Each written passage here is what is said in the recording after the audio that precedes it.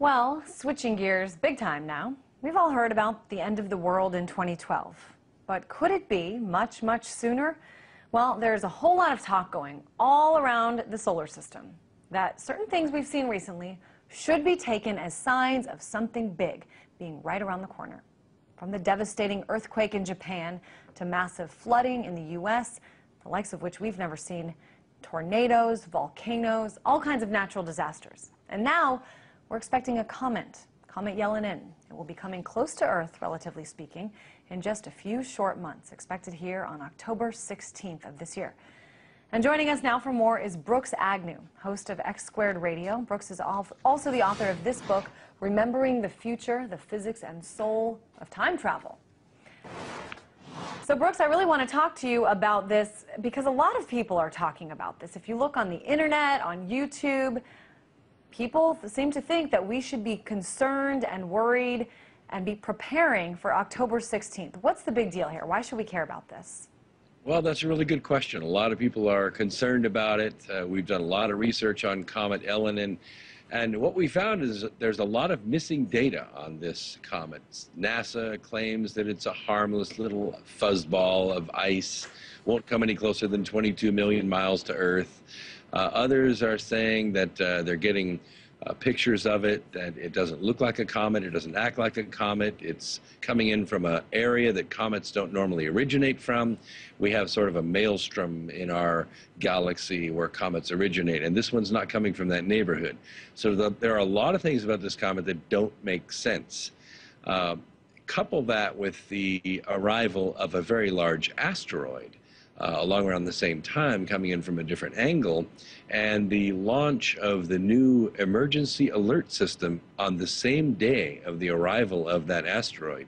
And you have some very strange coincidences that it seems the officials are not being upfront about. So what are you trying to say here, Brooks? I mean, you're saying that there are some dots to be connected here. What are they, and what's the conclusion we should be led to?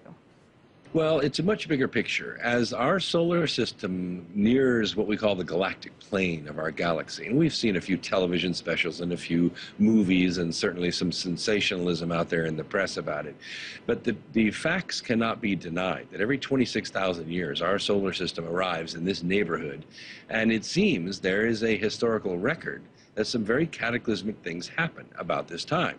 Now, we have been,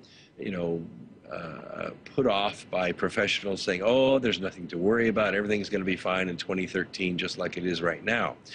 But those of us that have been watching the cosmological signs, geological signs, oceanographic signs have been showing that there is the trend that the ancients said would happen. So when you're talking about some of these signs, Brooks, you're talking about some of the natural disasters we've seen, the major earthquakes, hurricanes, flooding. I mean, is this what you're talking about?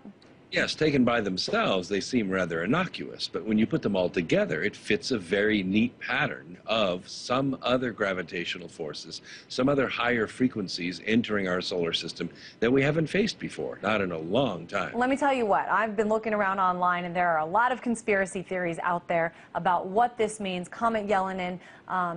What do you think are some of the most viable, maybe one or two of the most viable theories out there in terms of what we should be aware of regarding this comet? Well, what we should be aware of is that the projections by JPL of its actual path are highly estimated. There are a lot of forces working on this comet as it travels through our solar system from a very odd angle, and not all of them have been calculated.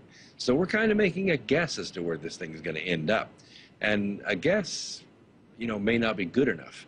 As the Earth gets close enough to this and other bodies like YU-55, this asteroid that's coming in, we're going to see some very near misses with our planet. That's maybe not alarming, but when you look at the literally billions of dollars that governments are spending all over the world to build underground shelters and storage capacities, you wonder if they know something we don't. Well, why haven't I gotten anything in my mailbox about where the nearest underground shelter is to me? I mean, is this something that you think, based on the fear that perhaps we should have, that people should be, given notice of?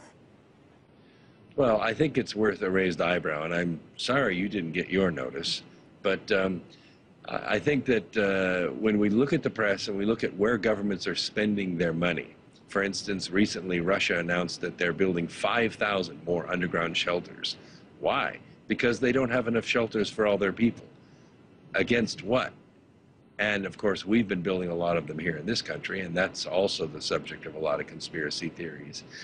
But if those kinds of shelters are being built, and we have, oh, I've just about forgot about this one, NASA's little video warning that went out to all the family of NASA employees to get their food storage together, get their water storage together, have an escape plan so that they can go from where they are to where their family is should the communication systems be knocked out. It's very real. In 1859, we had a solar storm that knocked out telegraph offices, caught them on fire, burned papers, electrocuted workers. Brooks, unfortunately, we are out of time, but certainly these are very interesting things. We appreciate you helping us make light of them. Brooks Agnew, host of X Squared Radio and author of Remembering the Future, the Physics and Soul of Time Travel. That's all the time we have. Thanks so much for watching.